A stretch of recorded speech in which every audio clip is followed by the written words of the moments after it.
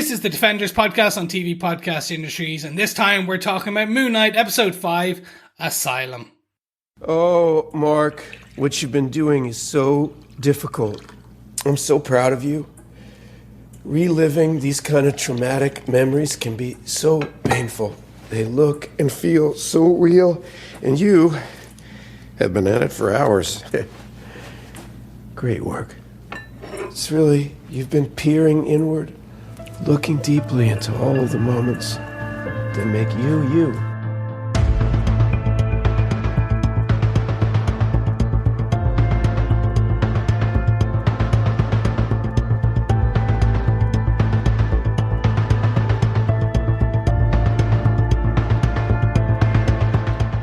Welcome back, fellow Defenders. It is I, Chris, and you're listening to the Defenders podcast on TV Podcast Industries. We're talking about Moon Knight Episode 5, Asylum. The question is, are they locked in with us, or are we locked in with them in this madhouse that is a ship? Who knows? It is an ethereal plane, a realm, but we will delve into all of those questions and more when I am joined by my illustrious co-hosts. Gentlemen, please introduce yourselves. You weren't waiting long for us to join, Chris. I'm one of your other co-hosts, Derek. Yes, hello there, fellow Defenders. I am your third and final host, John. I am wildly vacillating between sense and nonsense. Do you know, as always, as usual. I was thinking of creating a new tagline for our podcast that says that we are wildly vacillating between sense and nonsense, because that's what it feels like sometimes, particularly on a show like Moon Knight with so much going on. So I was going to say, so Derek, you're sense, I'm nonsense, and John is in the middle, vacillating between. Yes. That could be it. Okay, that makes sense. Nonsense, Chris. Or nonsense, I should say. Yes, excellent. I am the bridge between sense and nonsense on the podcast. I don't know about that, John. I think Charlie is the bridge.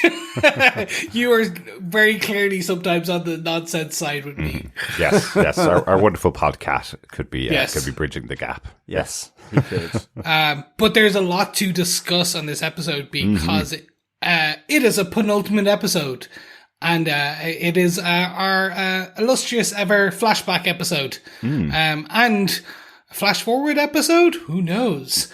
There's definitely some hints about the future of the MCU in this, which we will discuss much later. But, gentlemen, should we get into it? Absolutely. But first, don't forget, fellow Defenders, if you want to pop on over to TV Podcast Industries, you can leave us a voicemail, or you can send us feedback to feedback@tvpodcastindustries.com. If you like what you hear, don't forget you can like and subscribe, share, hit that like button, and all those things in between on every good and evil podcast catcher, Khonshu affiliated or not, on the normal places. Don't forget, if you are listening on Spotify, rate us, all those jazz, because it does help with our visibility. But let us jump into the episode details. Derek, do you want to tell us who gave us what? Well, the executive producers of the show, once again, Kevin Feige, Louis Esposito, Victoria Alonso, Grant Curtis, Brad Winderbaum, Oscar Isaac, Mohamed Diab, and Jeremy Slater. The director of this episode, once again, Mohamed Diab, doing a great job on this episode. A wild episode with so many different locations, so much CGI going on, so many big moments, and another realm realized here, basically, in this episode. So very cool. Well, spiritual plane or ancestral plane. Oh, yes. No, the ancestral plane is a different place. Yes, it is. The ancestral plane is in Black Panther. Yes, yep. But they talk about ancestral planes. Yes, they do. The episode was written by Rebecca Kirsch and Matthew Orton. Rebecca worked with Jeremy Slater on his show The Exorcist and on 12 Monkeys with the Picard showrunner Terry Matalas. I knew sometime during this season we'd be able to find a connection between Star Trek Picard and Moon Knight. We've got it. Finally. I know, finally. The only connection for the last 8 weeks has been we're covering it on our podcast. That's been it. So yes, Rebecca Kirsch formerly worked with Terry Matalas over on 12 Monkeys. Matthew Orton previously wrote a movie called Operation Finale about the search for the person behind the Holocaust, which starred Oscar Isaac and the wonderful Sir Ben Kingsley.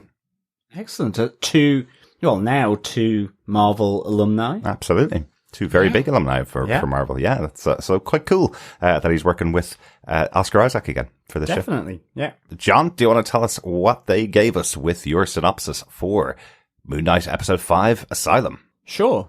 After their murder at the hands of Arthur Darrow, Stephen and Mark are stuck in the afterlife with the Egyptian god Taweret. This afterlife is a death barge en route through the Duat that resembles a psychiatric hospital. It is filled with their lifetime of memories. In order to pass over to the field of reeds, Mark and Steven's hearts need to balance a feather on the scales of justice. Otherwise they will be condemned to the sands of the Duat. But Taweret thinks the oscillating scales are because of missing pieces in each of their lives that is holding them back from balance. Mark has to reveal the most painful of memories to Stephen. When they were children, Mark's brother Randall drowned in an accident, but his mother blamed Mark for his death. As their mother sank deeper into alcoholism, she took out her pain and anger on Mark, which led to him creating Stephen Grant, based on the fearless adventurer from Mark and his brother's favourite movie. Without any protection from his father, Mark used Stephen to shield himself from the abuse until he left home and entered the army. But he was kicked out and took a mercenary job with his commanding officer, Bushman. On a job in Egypt with Layla's father, Bushman ordered everyone in the expedition killed. Mark was unable to save them, and injured at the foot of the statue of Khonshu, decided to take his own life. But Khonshu saw his potential and convinced Mark to give himself over and become his fist of vengeance, his Moon Knight. As Stephen learns of their past and the truth of his mother, he tries to absolve Mark of his anger, as he was just a child. This almost brings their hearts into balance, but with time running out, Taweret tries to help them get to Osiris's gate, to get a message to Layla to save Khonshu and in turn save them, as she sees other souls not yet properly judged being condemned to the sands by Harrow. But as time ticks on and the scales are still unbalanced, other souls from the sands come to claim them and bring them into the underworld. Stephen succeeds in defending Mark, but is dragged into the Duat, and Mark's heart is balanced as he arrives at the field of reeds alone. Massively emotional episode this time in episode 5. I think I had to watch this a couple of times because there's some very, very affecting things that happen in this episode, and they're really, really well put together. But I don't often do impressions. But there's been so many great Stephen lines throughout the season, and I do think his pronunciation of Twara is fantastic. Twara, come over here and give us a hand. I love how disrespectful almost it sounds to this Egyptian god. Exactly. I don't know what it is just about that London accent that he does when he's calling Twara to help. But I just thought that was a funny moment within quite a serious episode where we got 2 major origin stories told in here, plus this massive, really complicated mythological story of what's going on in an afterlife in the Marvel Cinematic Universe. So I thought it was a fascinating episode, though. Absolutely. I mean, just crazily good, really deep emotional storytelling. Mm-hmm. A Marvel parent that I guess nobody would want in that situation. Another one. The origin, as you say, of Mark with DID, mm-hmm. with the creation of Moon Knight. Yeah. It was just fantastic. It was absolutely fantastic, for sure. Yeah, loved it. Yeah, it was a tough watch. I'm interested to see, can Oscar Isaac get away with an Emmy on this? Can we get 2? Because technically it was 2 performances. That's true. Yeah. Technically, because he possibly a third. We'll get there. But no, for me it was a rough watch. Yep. They go into some very dark places. But in my opinion, again, we'll probably talk more about it, the creation of Stephen, the limited knowledge I have, the cursory knowledge I have of DID from a surface level reading of, and from what we've heard from other people on the Moon Knight podcast, Into the Night, the Moon Knight podcast with Ray, and some of the DID discussions there. A very well thought out, well reasoned approach on what the DID is, mm-hmm. and the creation and just everything. Although I will say one thing. With the creation of Moon Knight, where Khonshu says, "You shall be my Moon Knight," I literally went, they said the name of the show. Literally, it was just like, I was like, okay, because he's my Moon Knight. I was like, no, that was just too on the nose, that one, but it was, it's fine. Overall, absolutely loved it. Yeah, it would have been good if he did something like, you're protecting the travelers of the night, the people under the moon, you are my Moon Knight. Yeah. If he'd said it like that, but it did feel like, you are my Moon Knight sounded like it came out of nowhere. But again, remember, as the story goes so far, as we know so far, Mark's not the first ever Moon Knight. That's the title that Khonshu bestows on his avatar. Exactly. So, Harrow has been his Moon Knight in the past, effectively. So it's not like he was making it up on the spot right there. I suppose. Yeah. It's like, you are my and Mark Moon Knight. and Mark needed to know what to call himself when he got his What band am released. Yeah, what am I? He needs to create his business cards for the Midnight Mission when he eventually gets there, so he does need to know his name. Yes. With razor edges.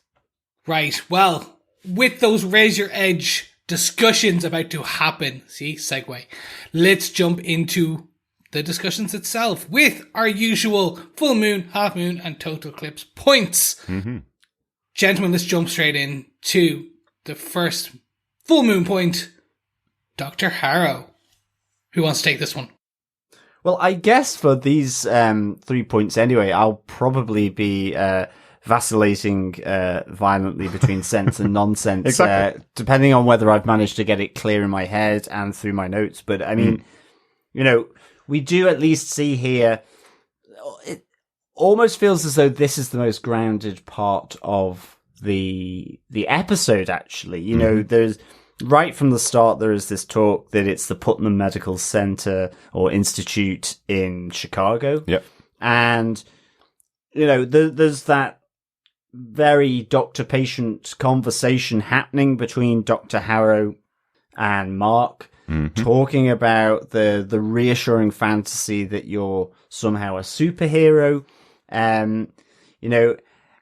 Asking him, how did you get here today? So it all felt very medical, very psychiatric ward. And then it, moves through into the different elements with Towerette, with the talking hippo, but also with the memories, the duet. And so, this weirdly to me felt the most grounded. I think that's on purpose. I think it's not supposed to be weird. And that's why it's the unreal one, because it's the one you're supposed to accept as being the real experience that Mark's going through. So I do like it. And I must say, once again, we've mentioned Oscar Isaac being a great actor throughout this season, but him doing this other character completely different to what we've seen from Harrow. I think he's fantastic in these scenes with his little Ned Flanders moustache. A bit of a Stan Lee? A little bit, but Yeah. I like that Stephen calls it out as being a Ned Flanders moustache. Yeah. They own The Simpsons now in Disney. They can make those jokes now. Yeah.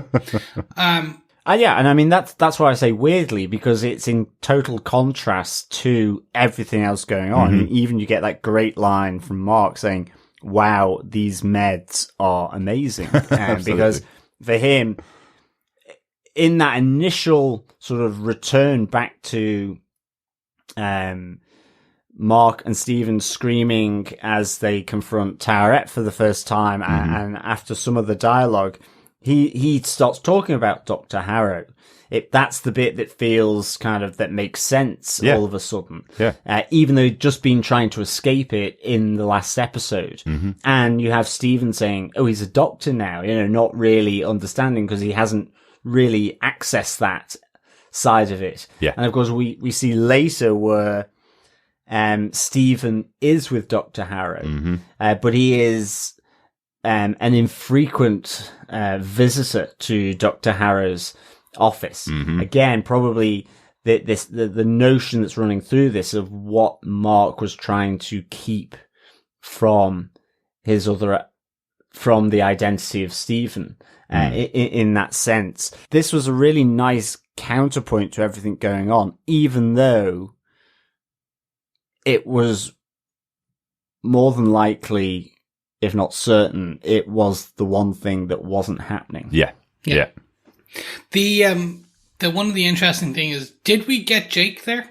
Did we get the third personality? There was a hint of one of the bits where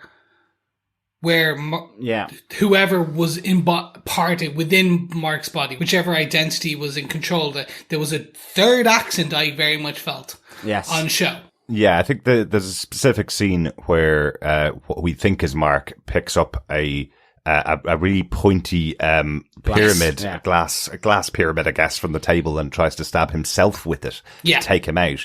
But he's saying something like, I feel like $1 million, I'm going to get myself out of here. He says something like that. And the way that he says it doesn't sound like Mark's accent. It sounds like a new accent. Yeah. But there's also a nod to it earlier on. There's a fairly famous comic book image of the character where he has a plaster across his nose, and that's the first time you see Mark. He has a plaster across his nose, so we could have seen Jake just there as well. So that's possible as well. Absolutely. Even because of that one memory that Mark sees with the taxi in the background. That's true, yes. I also thought that was potentially one of the other times that we see Jake as well. Absolutely, because Jake is a taxi driver for those of you unaware. Jake is the taxi driver character. So that was a good little nod as well. It's entirely possible. I still wonder whether we will get any reveal of Jake in this season. It's possible that Mark will now come back out in some way in the final episode, because you kind of have to have that confrontation, and maybe Jake is the one on the other side waiting for him rather than Steven for the final episode. Or will it just be a post-credit scene where we see Jake to lead into the next appearance of Mark in the future? I don't know, but I wonder whether they'll have enough in the final episode to introduce this third identity.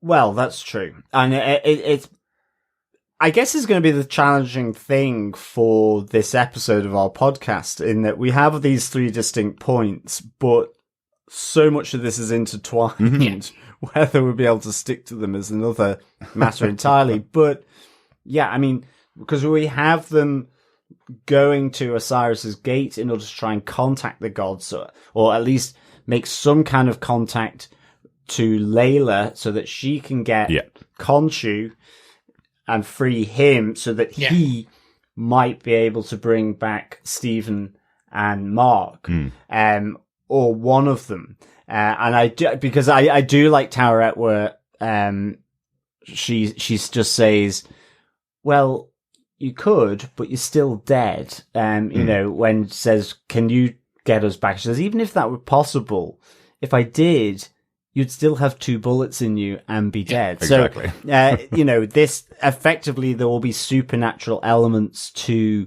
how they come back to the real world. But in the same way as we see anyway here, at the tomb of Khonshu.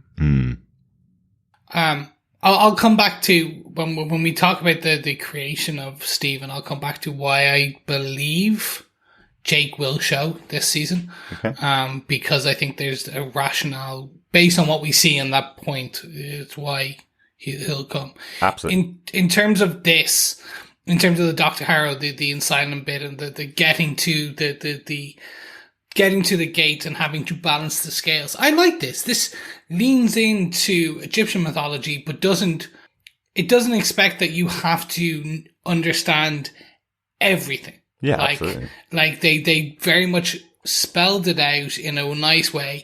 They nice drop to the Black Panther mythos in the ancestral plane. Mm-hmm. Lovely this time of year kind of thing. The purple, for those who may not remember what it is the purple plane that Black Panther goes to when he sees his ancestors after he drinks the juice of the heart-shaped herb.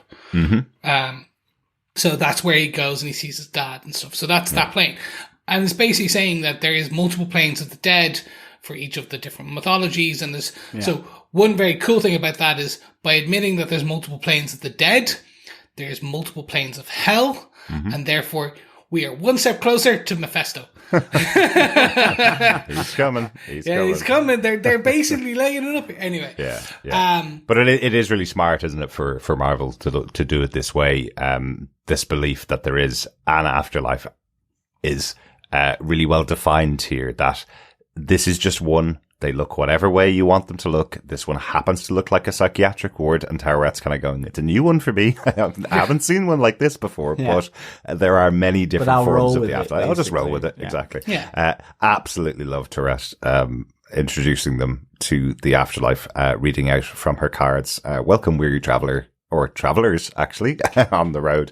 Love her going through her process of guiding them into this. And then skipping forward and just going, not that one, don't want it. Okay, so here we are. Like, you can literally see her doing it with flip cards going, no. Aha, papyrus, this one says this. Just a really good way of, having this character and it being accessible. I mean, because you could have gone quite sort of formal and so on. But Tourette was great here. I mean, just the turn of phrase, a bit like with Steven's turn of phrase as well. It was just felt really kind of sort of natural and fluid. I mean, it's where she's, that they're thinking all of a sudden that maybe they're not dead and that there's some way back. And she's just like, sorry to bake your noodle, but you're actually quite dead. And it was just really well portrayed, absolutely, in terms of from the voice acting by Antonia Salib. Really just, it fitted. It just fitted so well. It's difficult to describe, but I think adding that comedy in this moment, in this episode, was important because of quite how dark it went into Steven's creation. And also with the creation of Moon Knight as to what happened. I mean, as Worthy access those memories, I guess we move on to our half moon point. We can, which is Mark's memories. And, the creepy calf with all of Mark's sort of kills as, the Fist of Khonshu, as a mercenary, but also as a child. I mean, that moment where Steven's like, why is there a child in the room with all your kills? And he doesn't recognize his brother effectively as well. So then this is where it's the compartmentalization that's happened of what Mark is keeping from Steven and what Steven absorbs that Mark doesn't want to feel. Yeah, exactly. Yeah. So let's quickly jump into the main beats of the overall origin, right? So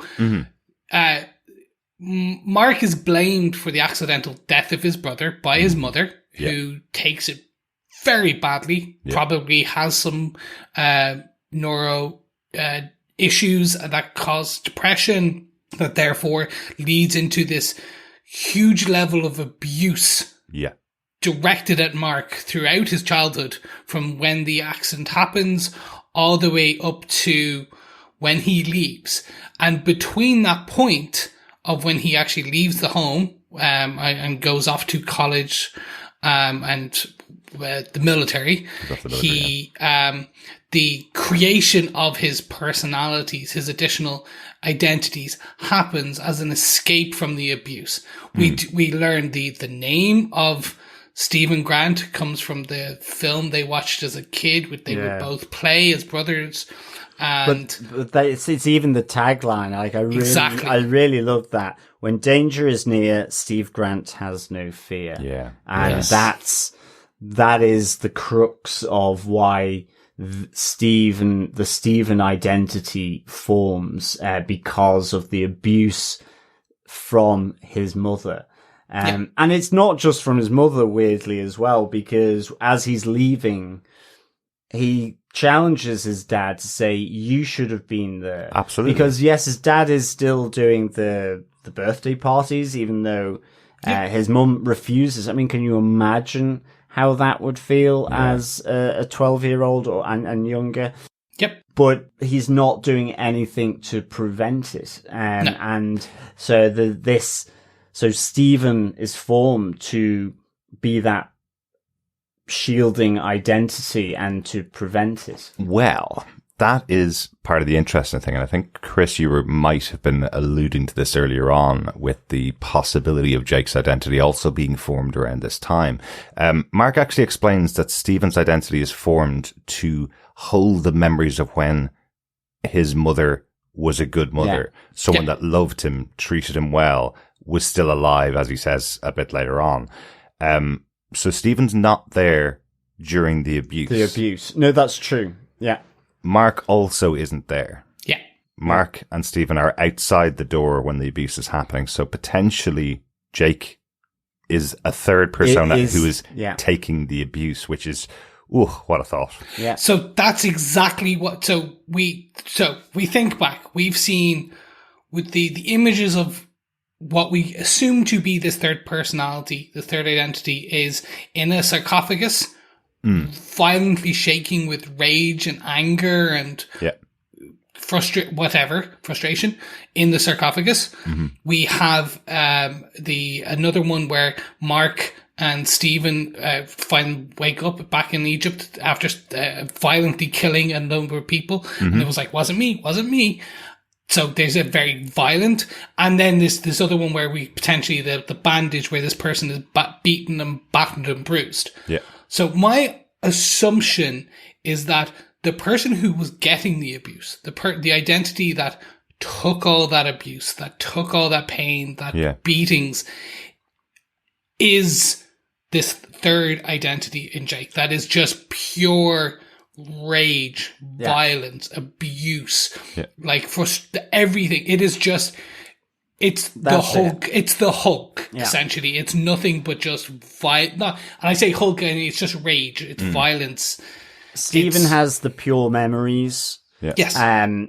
Jake, it gets the full force of his mother's anger, blame, wrath, which ultimately is what it seems to get to. It's even just that moment where she says, she feels as though he always had planned for something like that to happen. She says, like, it's just proper, kind of abusive, projection of what's happened onto the 12-year-old. She says, you knew he was my favorite. You must have always been planning to do something like this to him. It's so destructive of Mark. It's such a really emotional scene to watch. And I think everybody plays those roles really well. Like, even as you say, the fact that his father sits back and does nothing and covers up for mommy who has problems kind of thing. You see him eating breakfast another day and his mom's walking past with a bottle of whiskey and giving out to Mark. She's gone. She is in no way fit to take care of children at that stage. And that's before we see any of the further abuse happening. Like, she's already being abusive verbally to him on a regular basis. Absolutely. And I think as well, it's really just fascinating.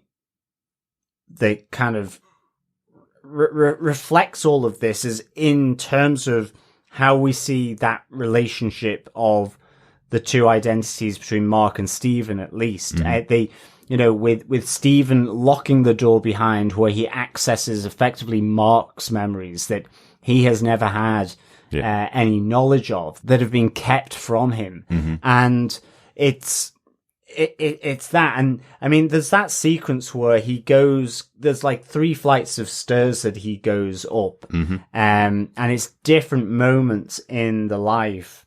And I just found that really, really sort of heartbreaking and just superb in terms of how it was done, like thematically, conceptually, going up the stairs of their home into different situations at different times. In a sense, the levels didn't make any sense because but it was just that notion of going through that kind of, the library staircases of someone's mind. I thought it was really, really good.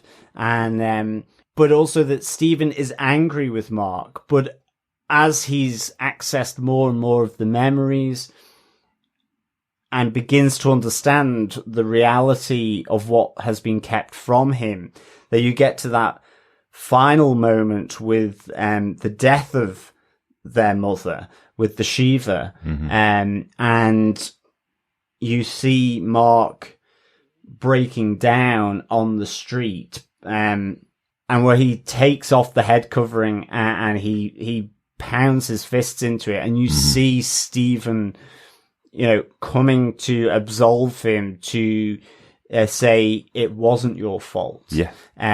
You're only a child. You're only a child, exactly. It was really, really good. I mean, strangely as well, because of the stubble, speaking of Jake,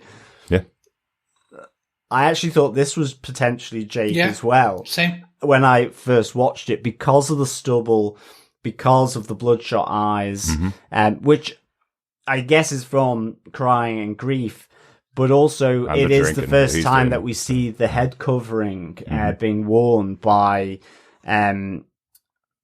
Mark, Steven, Jake, and so I was just wondering, is this another distinction that they're trying to put in? But I think it is ultimately Mark, because then it goes to Steven in the street, where then Steven sees the memory of getting the address wrong and being lost because on the phone to his mother, and when in fact the house is there and the Shiva is happening there. Did you see the interesting thing? This was the first time we saw the phone, and the phone has just the standard apps on it. So previously we hadn't seen the angle of the screen of the phone. Right. Typically a phone call looks like a phone call on most iPhone or Apple or Android devices. Like it's all the same. But this doesn't. This had the app icon still there because he just took it out of his hand, his pocket, and put it up to his head. So there's nothing there. Yeah. And we actually see that. So the little touch like that. Absolutely. It was beautiful. Yeah. This was tough in all aspects of this. I have a lingering question about the death of his mother. How did she die? I think that I don't want to go, did Jake do something? And that's what, there's something even crazier. I don't think it's that. I think she just literally drank herself to death. Like, that's the thing. It's that he's never come back to that relationship with his mother. We learned from Layla that they never mended their relationship. Yeah. So if we piece that kind of section of it together as well, Layla stopped seeing Mark about 3 months ago, somewhere around that. She hasn't seen him in 8 or 9 weeks, is what she says in that first episode, in that first phone call. That's when his mother died. That's this scene in the street when he's standing outside his mother's house. It's about 2 months ago, is what he says to Steven, and says that's the point when our lives started to blend together. So it is literally the death of his mother is what's put him on the path to being Steven and protecting himself from all those horrible memories of his mother and her death and all that kind of stuff. So I took that slightly differently, because he said when they were looking at the Moon Knight creation part, right, which is the reason he left the army was because they don't employ people that go into fugal states. He basically went AWOL in a fugue state. Yeah. So I assumed at that point that fugue state was the death of the mother, because that was more often, and that's where that. But okay, it makes. Sorry, I missed the 2 month on the mother scene. So that just means every now and again Steven would pop out for whatever reason. But the lack of control, the more it became more prevalent over time, or from the death of the mother onwards. That's where there was no control, where more Steven blended more often. Took control. I took it that it's Mark basically saying, I gave over the body to you because of losing my mother. I can't handle it, so I'd rather the person who's in control is someone that still thinks she's alive and can still live that lie and can still have the happy life. Like he says, he wants Steven to be the one to have the happy life, who's protected from everything, who doesn't have to deal with any of the bad sides of life, all those negative emotions and negative things that Mark's had to deal with. So I feel like he's just allowed him to take over, and then only comes out when he needs to punish and needs to be the fist of Khonshu. And that is the memory that they view that is where the two identities bleed, so that Steven, in watching it, he sees Mark, and then all of a sudden he's watching himself. Mm-hmm. Yeah. And it we don't see that kind of bleeding happening in others. They're fairly distinct. Yeah. But in this moment, as you say, where he's transferring to, and the identity of Steven is becoming dominant, so that in that world, and that reality, his mother is still alive and none of this happened. Yeah. But this is where it clocks for Steven in watching these memories, because he sees then right outside, he has the context of what's happened with Mark, and then sees himself wandering around right next to his family home as though he doesn't know where it is. Exactly. Which is, it was just, I mean, I just think this is so well done, so well written, just structured really well through the episodes. Because, I mean, I have to say, after watching it the first time through, I said, got to watch that again. In a sense, and at the heart of it, this episode actually is really simple in terms of the backstory. It's the backstory, but it's textured, it's layered, it's meaningful, and it's just really so just so well done. Again, with Oscar Isaac changing around here. There's that moment where Mark just confronts that kind of almost like icebox memory room where his mum is stood looking out through the window. It almost looks like she's in a freezer, where she's kind of quite white, very stern, just looking at him, and it just takes Mark aback when he's trying to find a door in which to go through that he can connect back in with Steven after he's been locked out of the original memories. It's just like those moments like that kind of interject into this, which was just really, really good. Them sort of exploring this memory, the memories, on this plane in this afterlife. Yeah, I'm really happy with the way that Marvel Cinematic Universe, the whole, so taking into account, like, and in my head, Spider-Man, right? And they're the way that they're telling origin stories. Now, if you think that, like, Spider-Man's origin story was across 3 films, theoretically, and Moon Knight's is heavy, and it's a heavy one, but told in a very unique, stylized way that is just very it's thought-provoking in many aspects. And I think that's just, they could have just gone the very simple, Mark was a mercenary, Mark was, here's the shoot up at the Egyptian dig site, here's Bushmaster, dun dun dun, yep, there you go, that's how Moon Knight was created, and on we go. Like, they decided they took more focus on it's not Moon Knight. Moon Knight is Mark Spector, Stephen Grant, and Jake Lockley.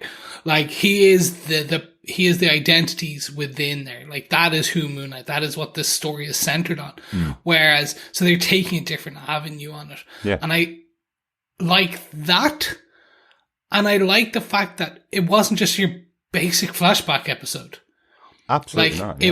It was told in a fragmented way where you literally had one person consistently pushing back. You had the mind, even themselves, pushing back in the form of Dr. Harrow. Yeah. Like, it was consistently going, no, we don't want to go here. We don't want to go here. Yeah.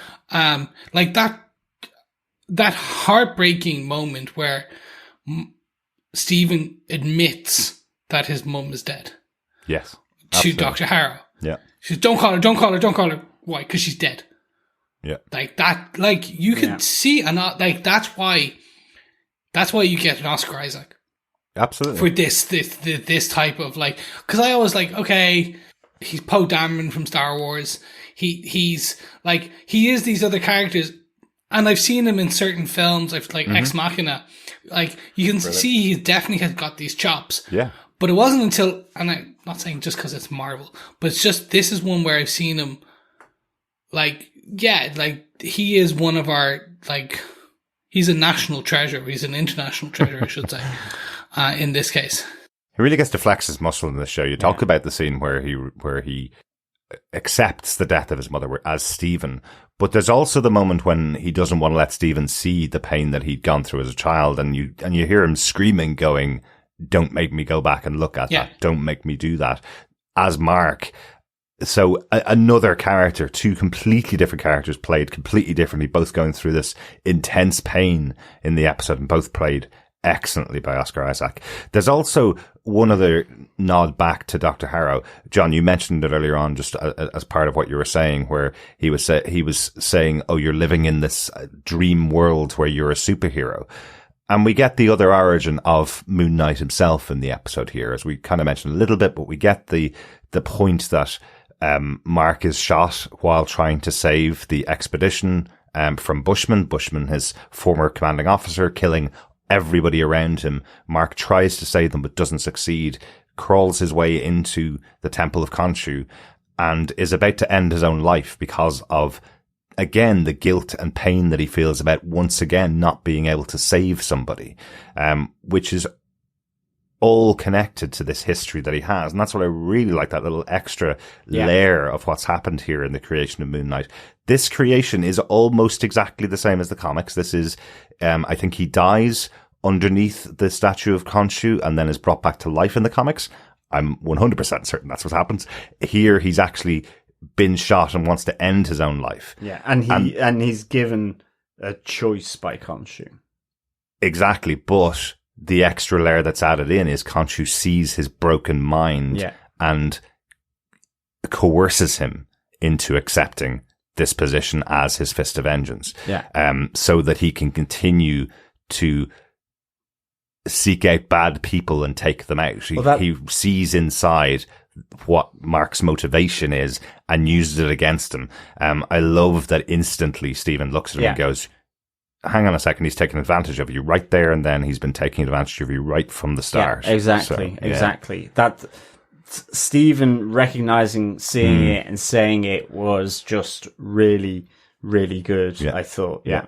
It is. It's really, really good. And also, what I got the second time I watched it was, this is a form of magical power, almost. This communion between Khonshu and his avatar.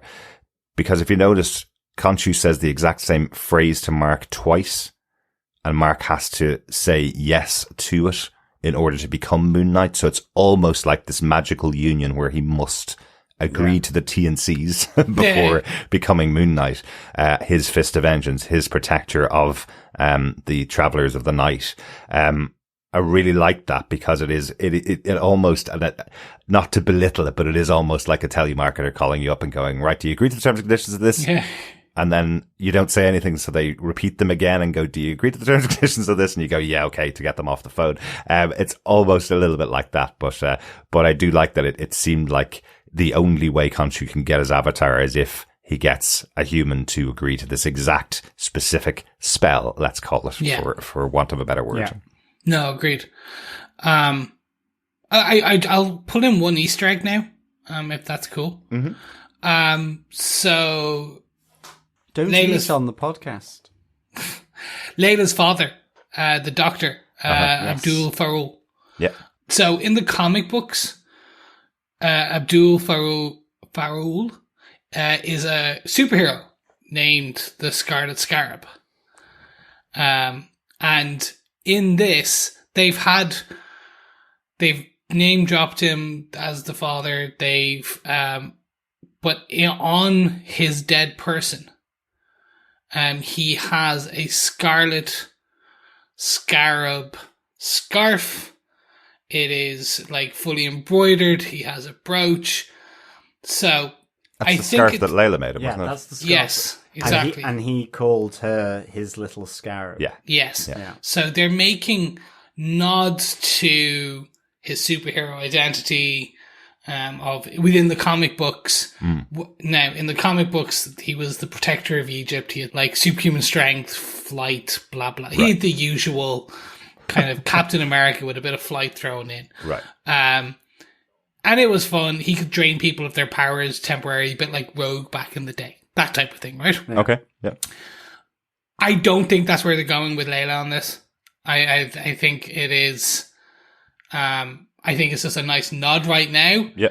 It sets it up for the future if they want to basically as a tease for season 2 or 3 or for wherever the next appearance of these characters. Maybe we don't get maybe it's a limited series, so maybe we don't get a season 2. Yeah. Maybe it's the next film. But it's a nice little nod where they made it very odd. They hung on the Doctor long enough that you could see, and it was position centered. Yeah. I was like, okay, yeah, you've made the nods before, but did you see it? Did you get it? Huh? Yeah. Huh? Nice. It was Yeah. I love that temple as well. I love with the oh statue. My God. Like it felt properly like epic.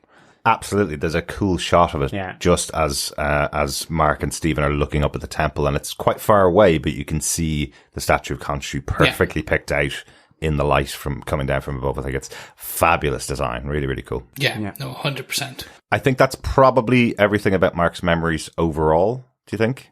Is there anything else from Mark's memories that we haven't talked about? Anything we haven't pulled out?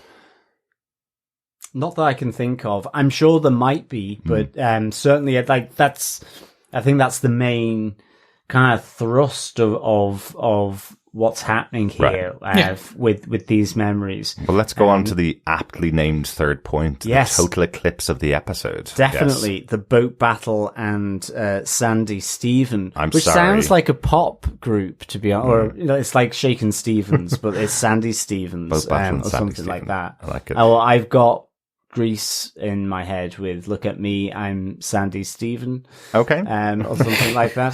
I'm really sorry. My reaction usually to being really down and quite depressed after watching an episode is to get a little bit to go a little funny. So I think that's why I called him Sandy Steven. It is a very emotional moment in itself, but crazy.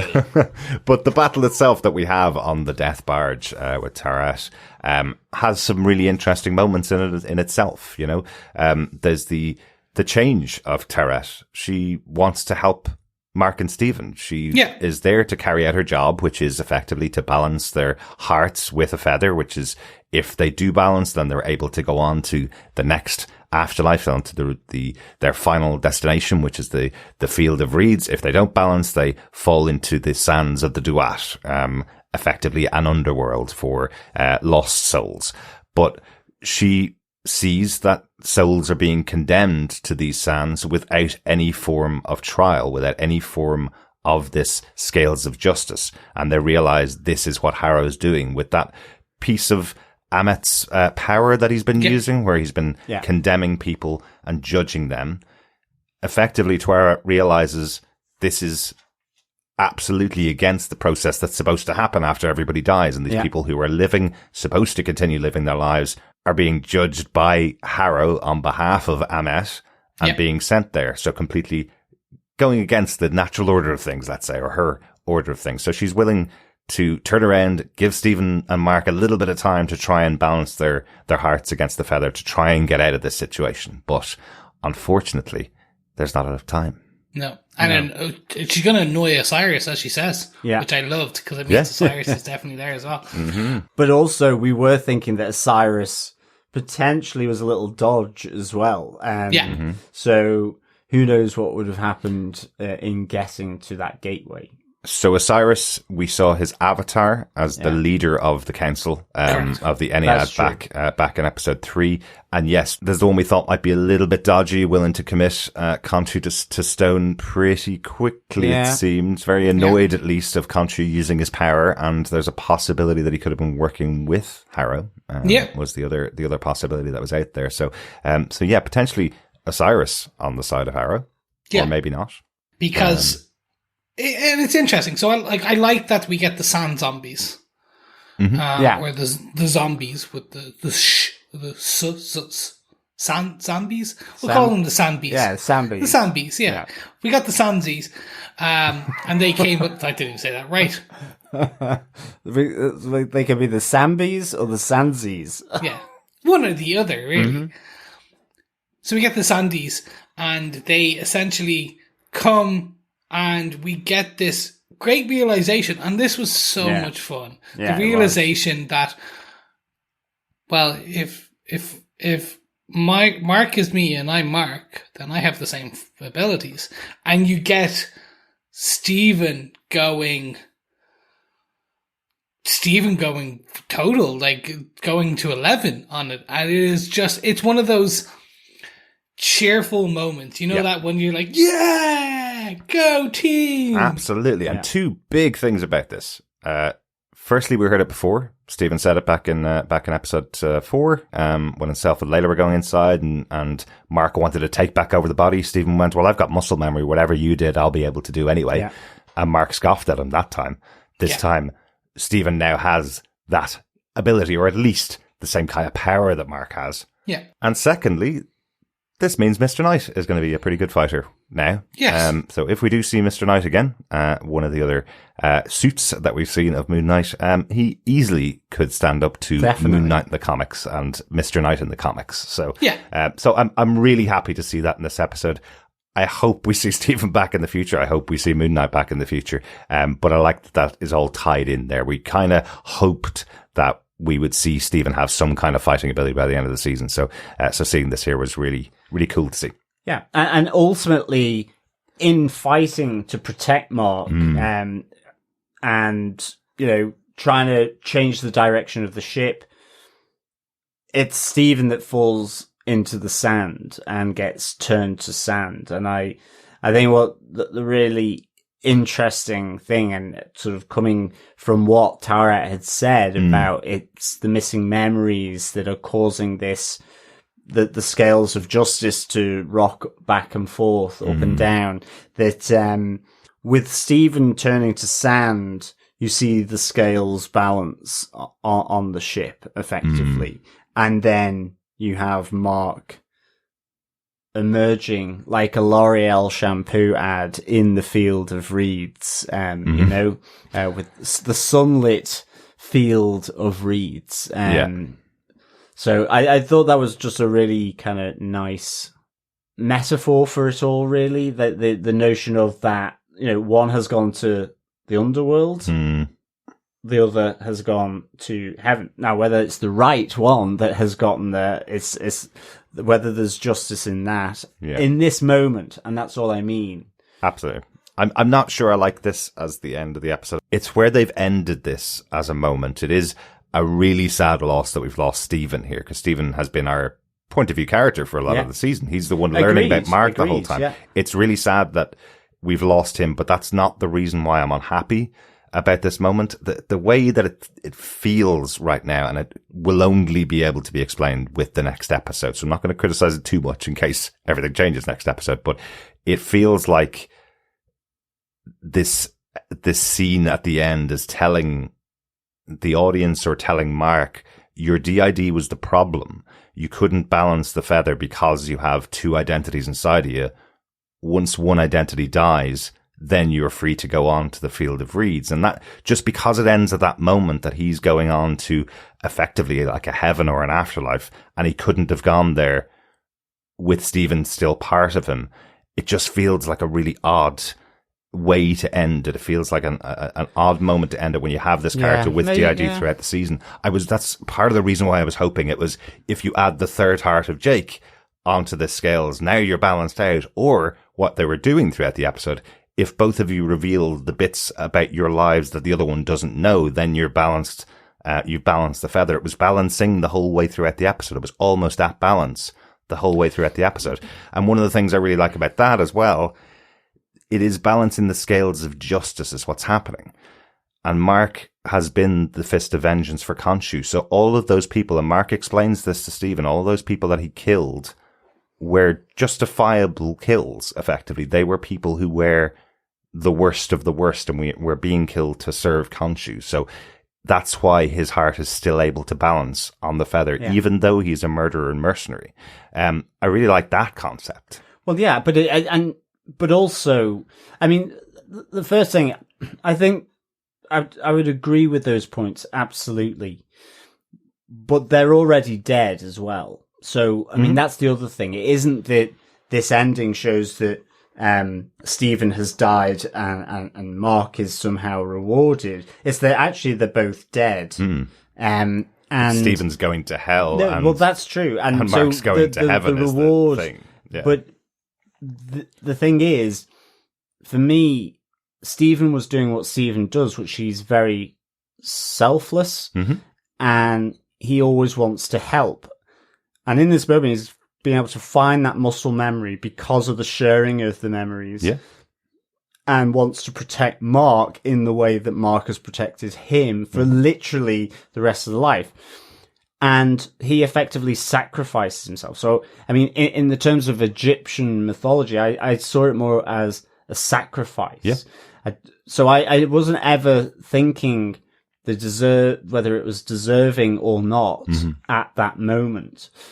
And I guess if you're being judged by Egyptian gods, but you were the hand of an Egyptian god doing their bidding, that scale probably would balance to some extent. Yeah. Or the chances are you're in a kind, you've been able to fix the race a little. And in terms of that balancing, whereas that's the shock of Mark is because of keeping him totally excluded with the rest. Yeah.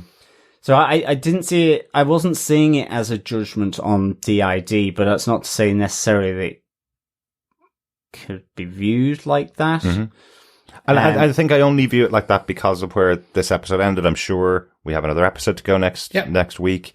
This whole concept of this identity of Steven is the one that everybody loves. Of course, if you're going to have one sacrifice himself for the other, that's the one you do because that has the much more emotional impact. I totally get it. Definitely. But it's just the fact that they had the scales balanced that moment. Speaking of the scales, actually, I think they're going to be coming back next week because exactly as you say, if you are the avatar of an Egyptian god, you probably have been able to get past cash in some of those things. You've murdered a lot of people. In this case, Mark has murdered a lot of people as the hand of Khonshu. He's able to get past that because he's doing the bidding of an Egyptian god, right?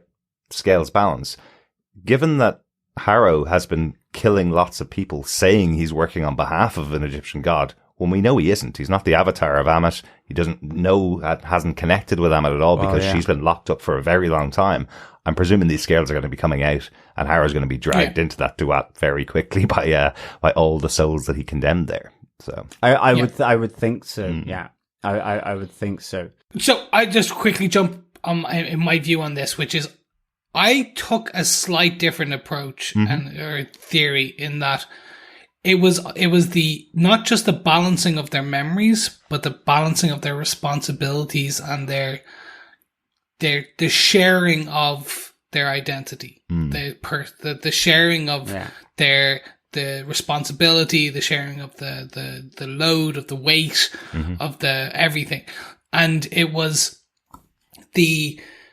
Steven felt like Mark had always sacrificed for him. Mark felt like at that moment Steven had sacrificed himself for Mark. Exactly. And then they then started sharing not just the it was always Steven was the good one and Mark was the fighter. And then in that, just before that moment, they balanced and both took on the responsibility of being the fist of vengeance, of the fist of fighter, the action orientated one.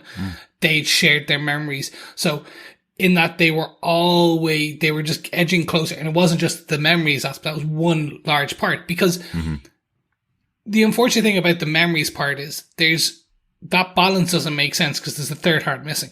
The third identity. Yeah. We know there's a third identity. Like it is there. So the problem being to a degree, they were never going to perfectly balance because there should be a third heart. We assume there's a third identity because there is in the comics. I still think there is a way out for the show to do it without a third identity. Yeah.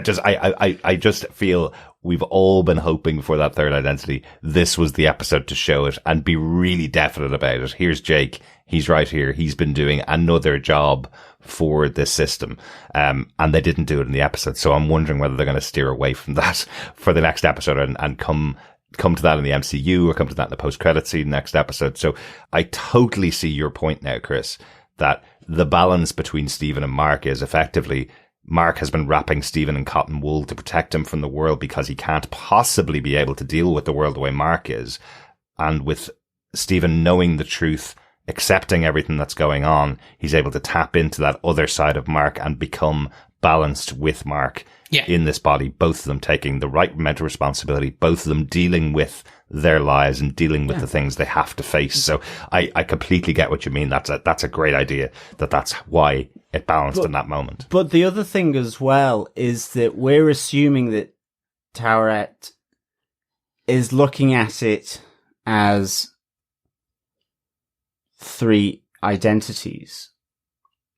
Well, the reason I say the third identity is we saw the sarcophagus shaking. Or even, no, I know, but even 2.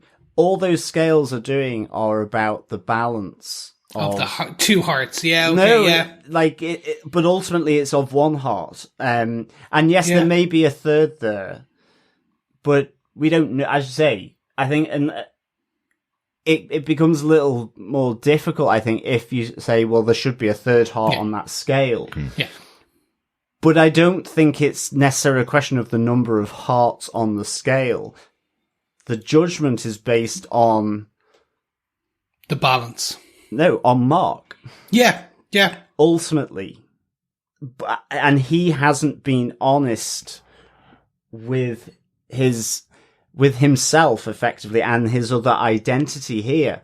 But it's still the single entity that is both Mark and Steven and potentially Jake and someone else. It's judging the body, and there were 2 identities in front of her. That's why there's 2 hearts. Because she says, "Oh, I've got twins," you know, and so she's just not viewing it. Potentially, but I totally get what you mean, and I might be totally wrong as well. I mean, I'm just trying to see why they would do that, because yes, you're right. Logically, you'd go, should be another third heart there to balance it. But I just don't think possibly the spirituality element of it and the spiritual balancing of whether someone goes to heaven or hell. Yeah. Well, the only reason Steven went to hell is because he fell off the boat onto the sands. Yeah. Like they potentially both would have balanced potentially just as they got there. Who knows? Yeah. But as you say, I think it is about the sharing of these 2 identities, and it becoming a clear whole in terms of what's happened in their life, even though those identities are still there. Mm-hmm. Yeah, I think this is so. I loved this episode. The issue I had with the ending is it ended for that particular point to get the shock, sadness value. It also leaves so much to do in the next episode. You've got to get them home, save the body, save the world. Like, they've got to do a lot, and also do everything else in between. Like, they still got to also get Khonshu out. Like, there's so much to do in this potentially space of an hour next week. And I think from a story perspective, I understand why they did it. You do there because you have that emotional hit of, oh my God, one's gone to heaven, one's gone to hell. How are they going to get out of this? Multiverse of Madness, Doctor Strange. No. Rocking. No. But that's the thing. It's just, for me, it was you could have had it another 5 minutes of Mark trying to figure out then what was going on, because then it just, you jump into a next episode with, you have a lot of work to do very quickly and then get on with the rest of it. I have to say, I did think we were going to see them get to Osiris's gate, and at least Layla would be heading off on her journey to the vault. I must say, I thought we were going to get some of that. So in terms of the ending, it felt suddenly quite, they're not doing that. I felt that was going to happen for sure. I didn't think we were suddenly with Steven going into the sands of the Duat. I thought we were going to see Mark steering the ship to the gateway and somehow being able to get a message. Yep. And rather than cut to Field of Reeds, which does sound like a Sting single. But it is really interesting, isn't it? Like, because Taweret does move to their side, does want them to succeed, and turns the boat around to go to this Gate of Osiris, the closest way to get back to the above, back to the earthly realm, effectively. And then they almost get there, and she goes, "Oh well, time's up." Layla's gate is it still hasn't balanced, so off you go. Like, I didn't really get that. No. I kind of thought if it's off balance, as in the hearts are weighing down on one side and the feathers weighing up on the other side, then that's it. Time's over. But I thought that scales was still moving at the time that she said that she was going, "Oh well, you're unbalanced. Right, off you go. We can't go through the gate. The Osiris's gate is closed to you because of that." So right now, what's actually happened is Steven and Mark have both gone to different realms, effectively. Steven's gone to the sands. Mark's gone to the Field of Reeds, and no message has gone to Layla. And there's no reason for Taweret to send that message to Layla because she'd have to get the two of them back from their realms. So, no, and so maybe it seems like, you know, if they'd gotten the message out exactly as I said, then off Layla goes on her mission, and then they have to do something. But why would they reach out to? But possibly, if the scales are still going, then they haven't been fully judged yet. No, the scales balanced at the end because when Steven was lost, the scales balanced, and Mark then went to the Field of Reeds. But it was effectively Taweret saying they are still unbalanced. That's it. End of the journey. The gates of Osiris won't open to you now because you've been judged as having an unbalanced scales. As we walk in fields of reeds. So there was one bit where I thought this might get a post-credit, right? And I thought they might do a post-credit leading into the finale where literally you had Mark looking at the fields and it fades to black, you get the credits, and then you get Taweret appearing in front of Layla going, you have to help them. You have to get Khonshu, go. And like literally it's a 5-second click and you're done. Like, and then Layla screams just like Marc and Steven did. Something like that. Hippopotamus god. Yeah. Yes. Like something because she's hiding in the thing, and then you get this big monster hippo kind of appearing. That then leads in, and that kind of sets you on your path, kind of wham, and we're off to the races. It just felt like a very weird cut.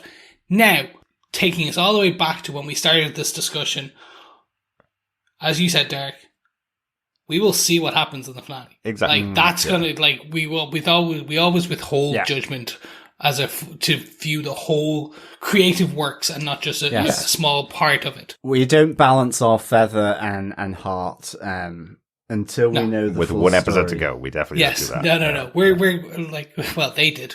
Before we close up and decide we defend this episode, does anyone have any notes? I do. It's less of a note, more of just one part of the episode that I an addendum, if you will. Yeah, an postscript. I did really like, where Taweret is talking about the balance of the hearts and so on, and Steven and Mark are looking out across the Duat, and Mark is like, if it comes to it, we'll kill the hippo and take over the ship.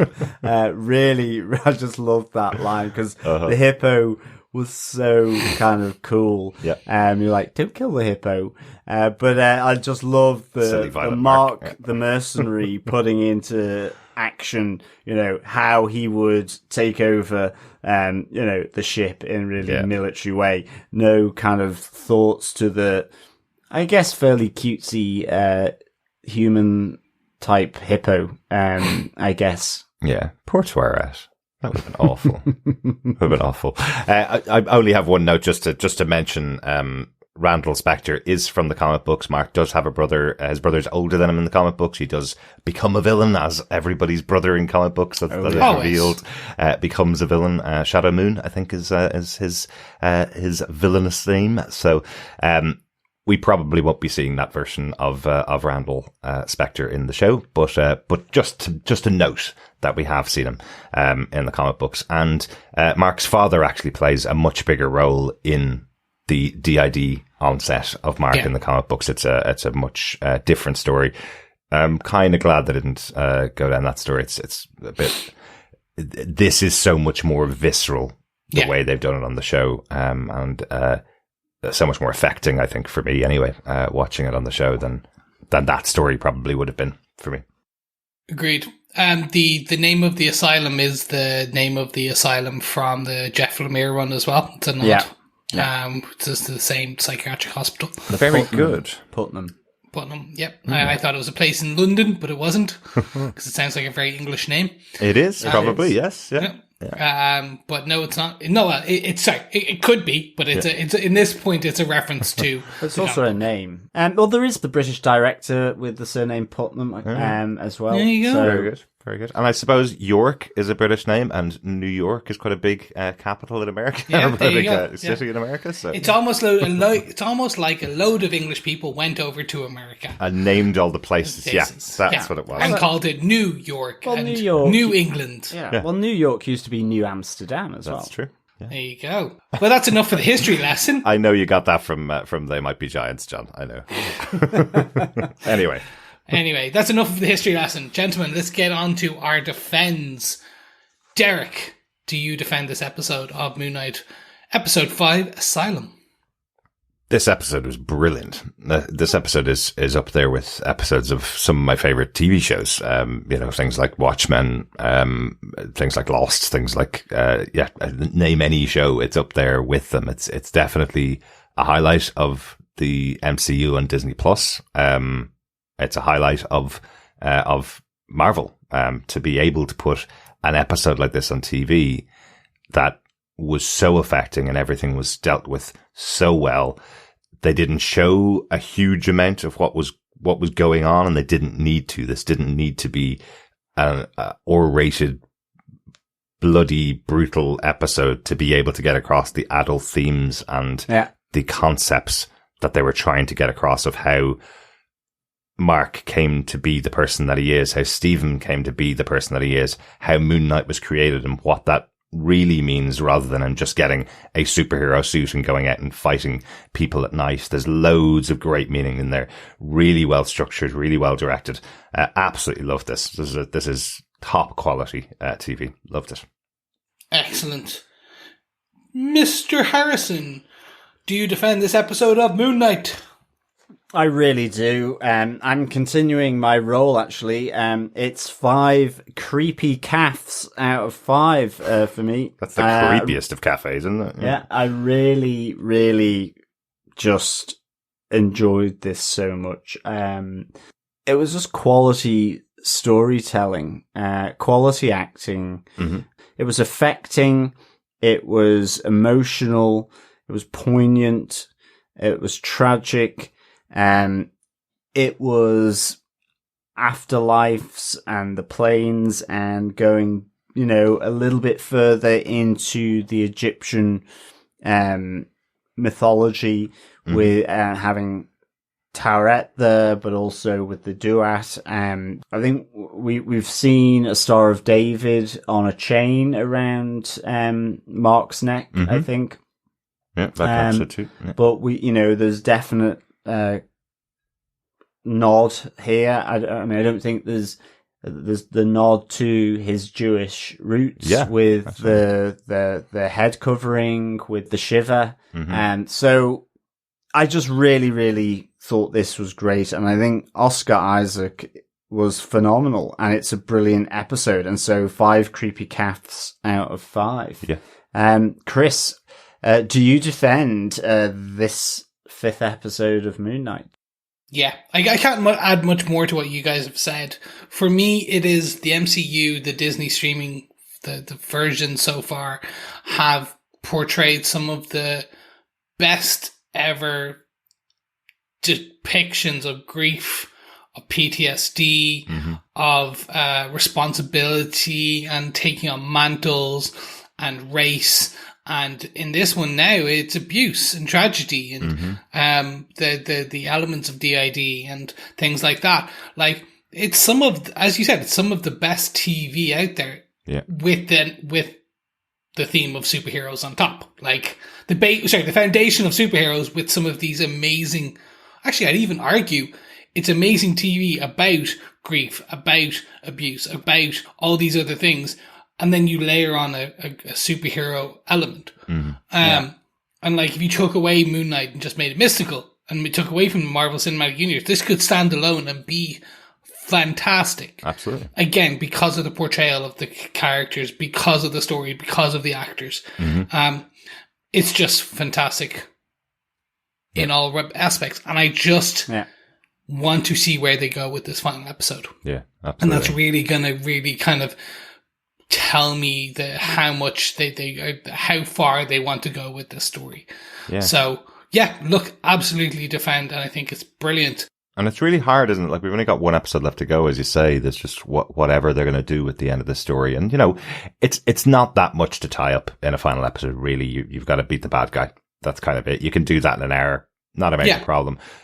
The real challenge that I see coming into the next episode is if we are expecting to see Moon Knight back in the future, and it's a Moon Knight that doesn't have this amount of storytelling to it. Like, we don't get a season 2 or 3, which is what we've been told we're not getting. We've been told that Oscar Isaac's not coming back for a second season of the show. So if we get Moon Knight as a hero in the Avengers for 10 minutes of a 2-hour movie in the future, is that going to be enough after this level of storytelling that's been going on in the show, or will we be able to take that on with us as backstory for this great character in the future? You know, I mean, ultimately, it depends on the story, because I think that is it. You know,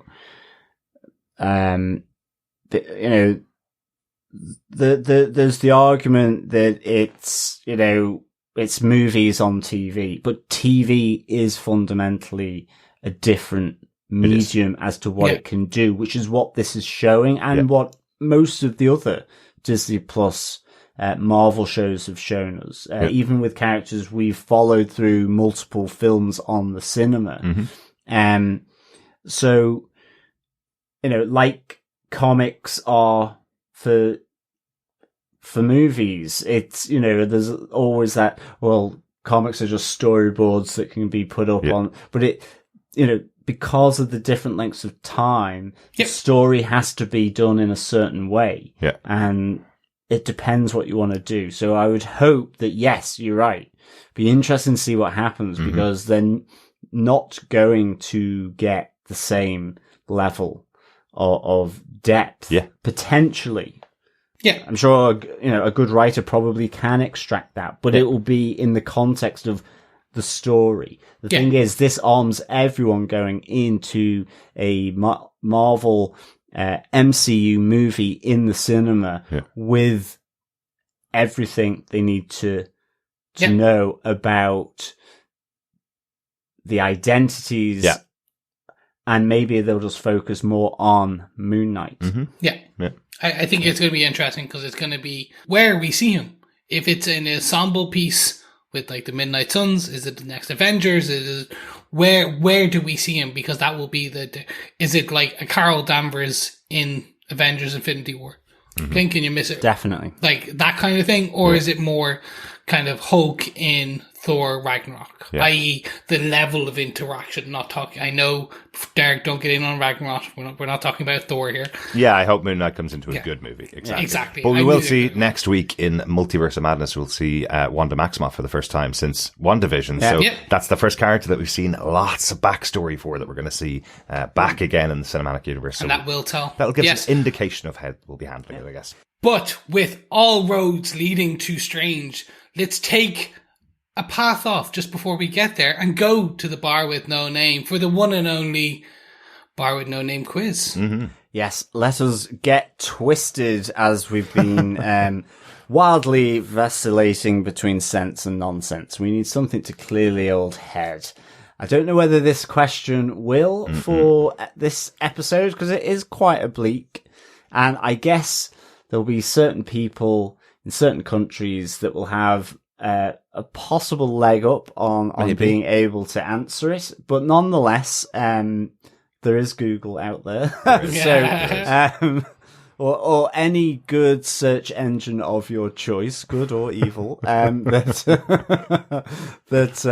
All you can use. still working? So, question 5 for episode 5. Stephen prefers cricket. What is a 6 in cricket? Ooh, very good. This is not only a difficult one. This is a very new type of question. We have never given a question that you'll have to either know the answer yourself or Google the answer. Every question has usually been in the episodes, but this is a reference to Stephen with this awesome bat taking out the sandies. Is that what we're calling them? I think so. Yeah. Taking them out and calling a 6. Yes. So what is a 6 in cricket? Yeah. Yes. Excellent. So, just to repeat the question, Stephen prefers cricket. What is a 6 in cricket? Fellow quizzers, fellow defenders, you can send in your answers to feedback@tvpodcastindustries.com. And you can send it in right now if you know the answer, or you can store them all up for when we come to the last quiz question at the Bar with No Name next week for episode 6. Absolutely. We'll be closing down the Bar with No Name quiz on the 10th of May. So you have up until then to get your answers into all 6 questions. They're all available on the website at tvpodcastindustries.com. All 6 questions are up there. And as John said, email into feedback@tvpodcastindustries.com. And you'll definitely be in with a good chance this time to get your hands on some Moon Knight goodies. Yes. As a quick reminder before we move into our feedback and hear your thoughts on this episode and the previous ones, don't forget you can support us on Patreon, because this episode on TV Podcast Industries is brought to you by our supporters from Patreon, including Claire Payne. Thank you, Claire. Thanks so much, Claire. Thank you, Claire, very much. Yeah, one of our longest serving listeners, one of our fellow defenders, one of our fellow Gothamites. Great to have you still on board with us, Claire. Yeah, absolutely. Thank you, Claire. Yes, thank you so much. And in addition, this episode is also brought to you by Sandra and Sousa, who brought us some coffees this week. I say bought our illustrious editor. Yes, they coffees, because he's going to need that caffeine injection into his veins as he edits away into the wee hours of the morning. I do share the coffees. It's just your away in Portugal last week, Chris, so I couldn't share one with you this week. But thanks so much to Sandra and Sousa for their coffees from buymeacoffee.com. Yeah, great stuff. Thank you, Sandra. Thank you, Sousa. All right, then. You don't forget, you can also support us monthly yourself for any amount over on patreon.com/TV Podcast Industries. Or if you'd like to support us on a one-off donation, you can pop on over to buymeacoffee.com/TVPI to buy us a coffee. You can also support us by subscribing to the podcast and sharing the podcast with your friends, your grannies. Your favourite Sanby. Yes, exactly. Or even you're a big inflatable hippo goddess. How's that? Whatever your goddess is, be it a hippo, a cat, or a sarcophagus, you share it with them, and they are so sharing the podcast and they're sharing the love. But gentlemen, let's get into feedback. We kick off our feedback this section with 2 emails in from Jerry, who sent us his thoughts on episodes 4 and 5. Starting with episode 4, Jerry had this to say: "Hey guys, with 2 episodes left, I'm worried the show is not going to stick the landing. All these gods in stone, will we find out who they are? Layla is a fantastic character with lots of mystery to who she is. This episode is easily the darkest thing Marvel has out. Murder, dissection, and the shadows jump scares. That has to be the most awkward kiss I have ever seen. Oscar Isaac's skill at work to make that so awkward. Again, we are teased with a third personality. In the end, we see Toet, the goddess of fertility. We see her in the gift shop in episode 1. Ah, yes. I'm confused about the direction the show is going in, but I'm in it till the end. Jerry in Niceville."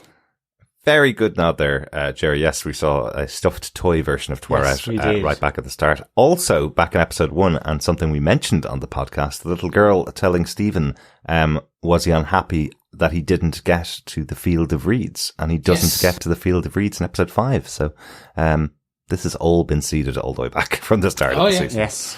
Great stuff. Thanks, Jerry. Yeah, thanks, Jerry. Jerry on episode 5 says, "Hey guys, first off, let's go ahead and give Oscar Isaac the Emmy for the best actor in a limited series." Absolutely. Yep.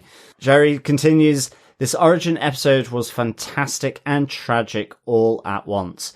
Mark remembering everyone he killed for Khonshu, very Winter Soldier in the same tragic way. The death of Mark's brother scene, the claustrophobia with water compounds the terrible feeling of dread for the viewer. The possible death of Steven balancing the scales seems off to me.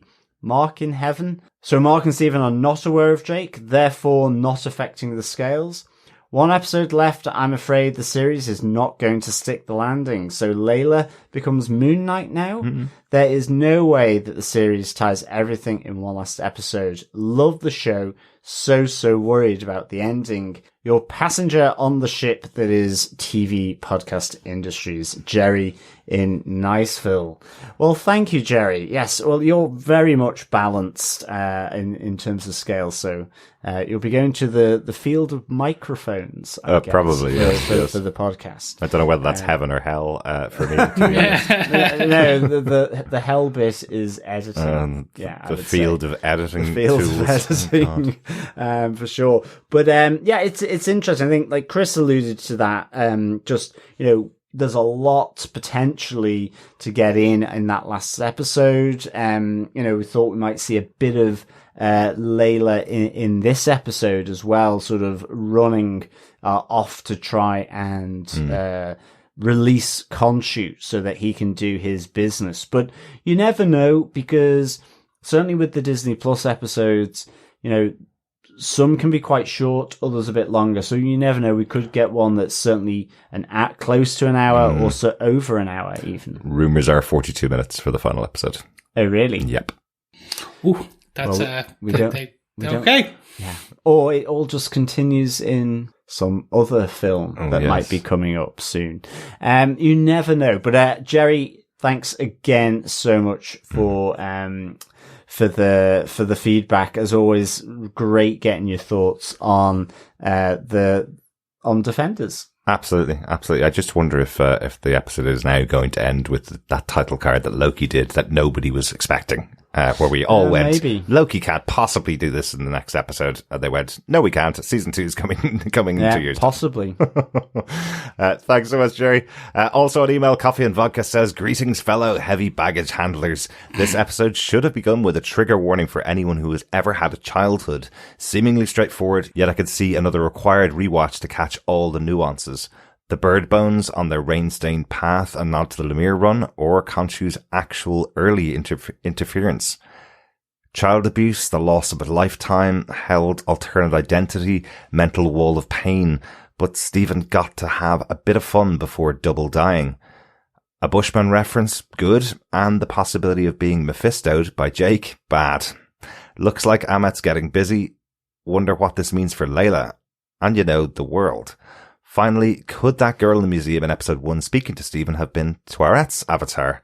5 malicious memories, balancing act, and sadly sand-stranded Stevens out of 5. Peace and take care, Coffee and Vodka." Excellent stuff. Sadly sand-stranded Stevens out of 5. That's a tough one to say. I'm not even going to attempt it. Exactly. I like the Coffee Vodka. Also caught the connection with the girl in the museum back in episode 1. Interesting if she was the avatar and she was pushing candy covers candy wrappers into the statues in the museum. What a weird thing for an avatar to do. But that's maybe a way of getting the attention of Steven, I suppose, is probably what she was doing. It could be one of the other gods as well, one of the other missing gods. Absolutely. I forgot about the bird bones. That's a really interesting moment. That's when they start running towards the cave, when the rain starts to fall. They stand on the bird bones. And they do look a bit country-like. The idea that could be some kind of early influence, just that notion of fatalism and fate within spirituality. We're all taking this as read. Like, what happens if next episode it turns out that whole scene with Arthur Harrow or Dr. Harrow is actually the real world? Oh God, yeah. No. If they actually did the flip on that next Surprise! episode. Yeah, well, it would be... Interesting. It would also be a good way through getting it into, through a final episode. I'll do as the kids and Twitter users are doing and say, well, it would be a way. It would, Yeah. and it would be the biggest zig when they should have zagged. Oh, wow. Pulling it out of old school Chris moniker. He did Surely. it last week on I Picard, did it last Chris. week. Yeah. Oh, there you And go. I'm just repeating it because that would be another zig and zag. Effectively, we would be in the maze at the Overview Hotel at that stage. So thanks, Coffee and Vodka. Yep, thanks, Coffee and Vodka. We also got another email from Victor Von Doom, who had this to say, "Greetings, Defenders. I was completely enthralled with this episode. From the boat on the sands to the performance of Oscar Isaac, it all felt like a huge crescendo to the finale. My compliments to Feihe and the company for combining the multiple origins and revelations into this episode without it feeling too rushed. The exploration of Mark's mind I found was amazing and a bit saddening. Did we see a glimpse of Jake in Dr. Harrow's office? I suspect that the presence of taxis in a couple of scenes to be a tease. Toet is very articulate and funny. Does the reign of unbalanced souls mean Harrow's completed his mission? Lots of questions to be addressed here. Will Mark somehow be restored? I hope Steven can somehow return to the story. He will be missed. Is there word on a second season? I can't imagine how the next episode will wrap up the series. As always, looking forward to the TVPI podcast and Defenders feedback. Excelsior, Victor Von Doom." The word is there is no second season, Victor. This is a limited series, and if he appears, it will be in cinematic form going forward, or maybe a different show, but not a second series of Moon Knight. Yeah, it's really unfortunate. It's hard to get that, but again, Who knows? we said that about Loki last year. Yeah. So Who Yes, knows? that's true. yeah. Very much who knows. And I think, look, I think Steven has to come back. The fun version of the past personality, the zig to the zag that is Mark Spector is always fun. But we'll have to see. We'll see what brings in the next episode. Stephen is definitely the favorite character, isn't he? It's like he's everybody's favorite. So He's the really proxy sad for the to audience. see him go in Yeah. this episode. Yeah. They've essentially just killed off a member of the audience. He is the POV. Yes. The POV, the point of view. Thank you so much, Victor Von Doom. Appreciate your email in. Over on Twitter, Matt Murdoch had this to say. This episode of #Moon Knight has to be one of the best Marvel has ever done in all of Phase 4 shows so far. Holy bleep. Thanks, Matt. Yeah, thanks, Matt. It really was holy bleep. An Egyptian holy bleep at that. Yes. Mm-hmm. Yes. Absolutely. Thanks, Matt. Over on Facebook, I think now. Yeah. Over on Facebook, Brandy sent us some thoughts before and after watching the episode. Brandy says, "My pre-watching episode 5 thoughts. There is a theory that the avatars are doing their own thing and have turned on the gods. Might even be working with Harrow. Because we see Khonshu makes that 10 gods in prison, not including Armis, of course. We know from episode 3 that the gods stayed in Overvoid and are relying solely on their avatars. This could explain Harrow being able to come and talk to Khonshu's imprisoned form. Well, let's see.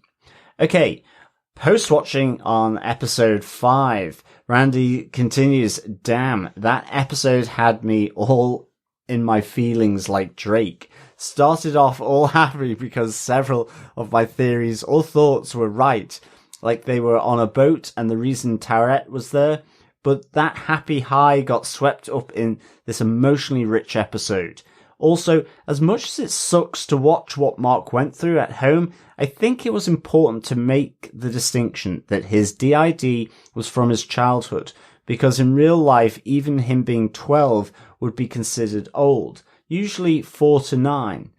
This also makes me think when the third, Jake, comes, his personality will be very similar to Mark's, because DID is about hiding and blending, and they are doing a good job of respectfully representing DID, while also making sure it translates on screen.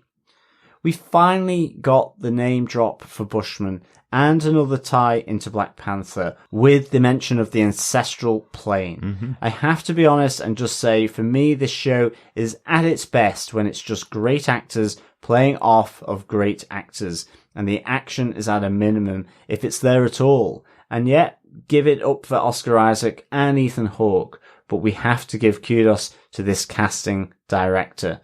My final thought, I really think that it's the third identity, Jake, talking to Dr. Harrow right before he gets drugged. The speech pattern didn't sound like Marc or Steven. Thanks, Brandy. Yep, no, I think you're on the same line as ourselves with that scene with the pointy crystal sort of murder weapon. I think you're right. You know, the acting here is just phenomenally good across the board, and in particular with Oscar Isaac doing, as you say, these multiple sort of patterns of behavior of speech just between Steven and Marc, let alone with trying to make that distinction there with Jake. It is really superb. And I like your theory that maybe it's the avatars that have gone rogue, because then if it is the little girl in the museum, she's just quite happy to be stuffing bits of sweet wrappers into the Great Pyramid. That's her version of rogue. I love it. I love exactly. it. Thanks so much, Brandy. Donald Dennis says that was a wild ride. It certainly was, Donald. Especially if you're on the boat. That thing was going at 90 and going all over the place. Michael Booth says, is this really the penultimate episode of the series? Seems like there's so much more to tell here. We've spent an episode and a half in Mark's mind. It's all twisty and turny and very intriguing, but I wonder where it's going with only one episode to run. I'm not sure I get the rationale behind the creation of Steven. Mark created him so he didn't have to experience the bad side of his mother. But didn't we see Steven taking the beating, or did I get confused? Still more references to that third person. I thought he would appear at the end at the funeral, but no, hopefully he actually shows up. But maybe it's just the writers messing with us and our expectations. Interesting, Michael. I think we've pieced your first two paragraphs together, your first two thoughts together, and came up with the idea that maybe that third persona is the one that takes the beatings instead of either Mark or Steven. But it is interesting. I think certainly Michael's explanation, you see that identity of Steven happening, and then you see his mum come at him with a belt. Yeah. But as you said, the door does close, and so you then don't see that at all. Yeah. You don't see what happens in there. But the assumption, I think, rightly, you can see it is Steven getting the beating. So, yeah, I think it's just because the door closes. And so I think there's a little bit of messing with our minds. If it's not messing with our minds already with reality, ancestral planes, an actual psych ward. Yeah, sense, nonsense. Well, that's it. That's it. Fascinating. Thanks so much, Michael. Yes, thank you so much, Michael. Thanks, Michael. Dr. Bob Phillips also has feedback. He says, so, Happy Hippo plushies. They have to be a thing now. Have to be. That was marvellous. It's still very unclear which bits are really reality, imaginary real, partially real, or otherwise. But I think the afterlife is real. The hippo is genuinely gorgeous, and there is no third person because the scale's balanced. Or there is a third person and he's not on the boat either, and each individual heart would balance on its own. The DID creation story seems placed with Mark a little too old, as discussed in Lena's email, but I personally can see how there needed to be some way of creating the trauma. And if the age was right, well, a 6-year-old would be unlikely to be taking his 4-year-old brother off to a cave. I thought the screaming rejection of faith and then heartfelt apology wordlessly done on the cobbles was astounding. One final thought, did anyone else look around the home to see if Seymour had an Audrey in the pot plant? That's really interesting. It did feel a little bit like that was the street from Little Shop of Horrors. I think it's because it looks like a city street, a Chicago street, completely empty of people and only a few cars. So it feels totally like a backlot where something like Little Shop of Horrors was filmed. Yeah. So, And interestingly as well, because you do feel as though you're in a city, but then they seem to go out into the countryside to the cave.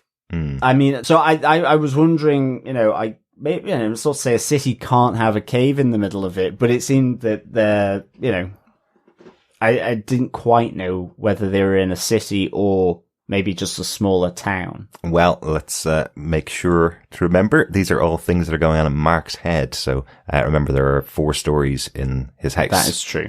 For example, representing different periods and different times in his life. So not necessarily the same street that they grew up on with a big cave behind. They could have been off on holiday at that time, but it just took place in their back garden in his mind. So it all is feeding together. But that's true. And in terms of birthdays as well, there were at least 2 birthdays there. The second one where he's got the 12 candles being put on it. But there's one before that, and we don't quite know how long it is from the accident to that first birthday. So I'm guessing 11. So maybe, and again, maybe he is 10 or 9, possibly. Potentially, It could be that he's not actually 12 when the accident happens. That's right. For certain. Yep. But thanks so much, Dr. Bob, and I'm really hoping they do have some Happy Hippo plushies. We might be able to squeeze those in as one of the quiz prizes if they exist. Well, as with every MCU show, all the really cool stuff is for pre-order for 2025 or something. So, so they might be coming, but not this year. Yeah. Exactly. Thank you so much, Dr. Bob. And Ray from Into the Night, the Moon Knight podcast, had this to say. My gosh, this packed a wallop.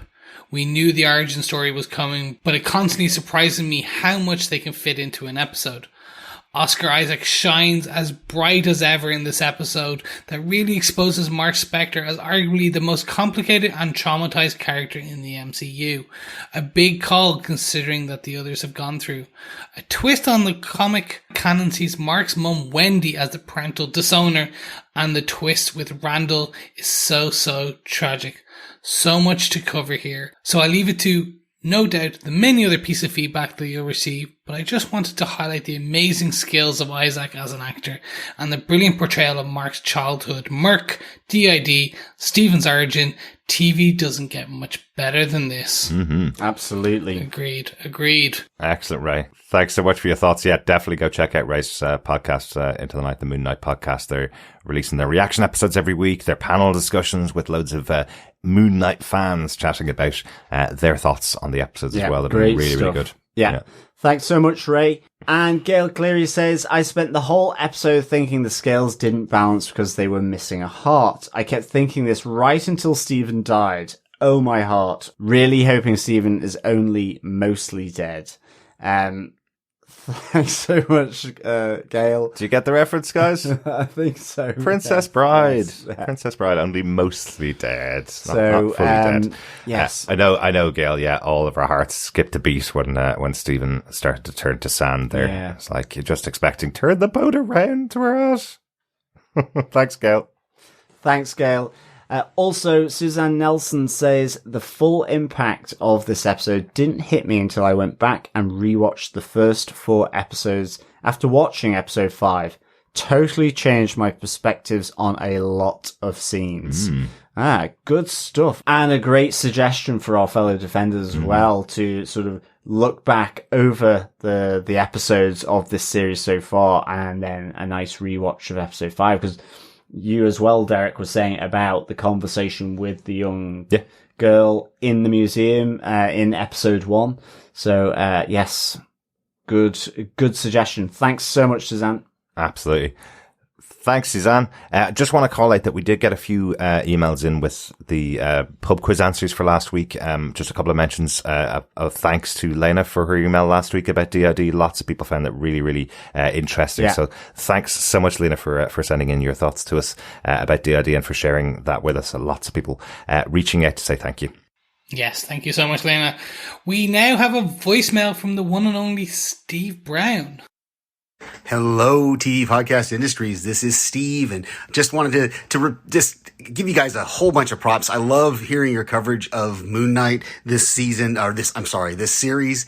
And, I'm really sad that we're not going to get another series, but it will be cool to see Moon Knight in is it MDU, the Marvel Disney universe now? What are we calling it? But, anyway, you guys have been great with your partial moon, half moon, and full moon points. I just love, again, listening to your theories and all of your wonderful, wonderful thoughts on this series so far, and cannot wait to hear what you guys have to say about the last episode. All right. Again, I'm just loving hearing everybody talk about Moon Knight. It's such a great show and such a great character. And I just, I'm giddy with it. So, all right, boys. Thanks. Talk to you later.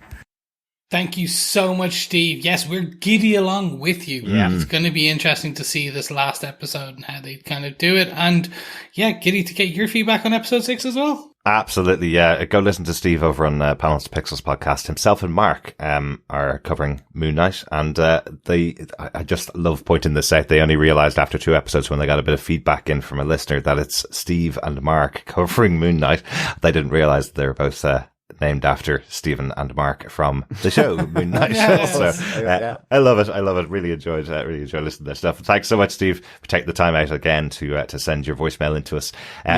Great stuff. Thanks, Steve. One non-Moon Knight bit of feedback for this episode from Joyce Sozzo, who says, I know you have a full podcast load, but I think you guys would do a phenomenal job reviewing the new series, The Man Who Fell to Earth. I was excited months ago when I learned the leads were 2 of my favourite British actors, Tweedle Ejiofor and Naomi Harris. And with Alex Kurtzman and Lenny LeMay as the creators, writers and producers, I expect an amazing show. Episode 1 has blown me away. Have a think about it. From Joyce. It's really interesting, isn't it? We talked about this show over on Picard because Alex Kurtzman is involved in Star Trek Picard. So we were talking about this remake of the 1970s David Bowie movie. Unfortunately, the show's coming out on Showtime, I think it is in the US, and on Paramount Plus.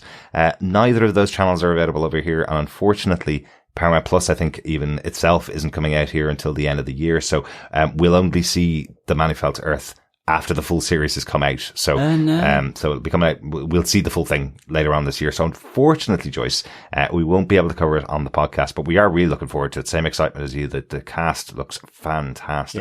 Yeah. Thanks so much, Joyce. Yeah, I'd love to see this as well. I love Giselle Ejiofor. Really love him in Kinky Boots, as well as Doctor Strange, of course. Of course. So yeah, thanks, Joyce, for that suggestion. Thank you so much, Joyce. Yeah, look, as much as we would all love to do it, it's not here, and we've got a crazy busy schedule coming up. We've still got to finish up Picard, and don't forget, we also have Doctor Strange, Multiverse Madness coming up.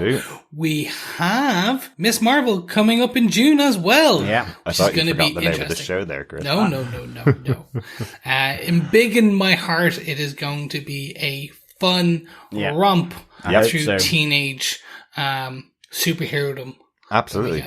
And that's just Marvel. We also have the Umbrella Academy Season 3 coming up. We've got The Boys Season 3, both coming out in June, as far as I remember, on our schedule. And as far as I also remember, both of my co-hosts are going to be going away for at least half of June. So it's going to be a fun time.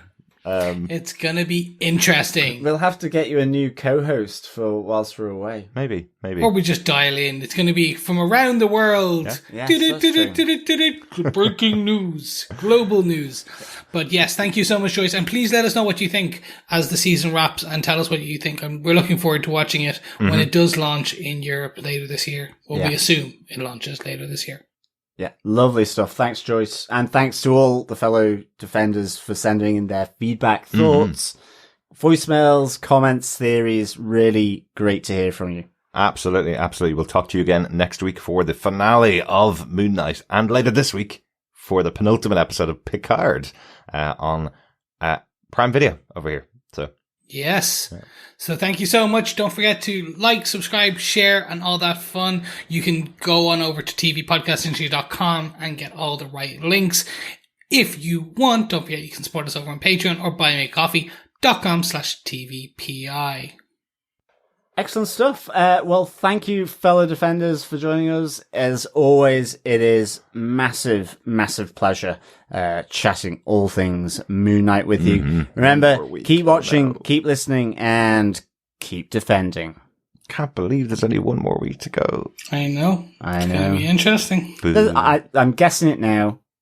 Season 2 is a coming. I think Midnight Suns.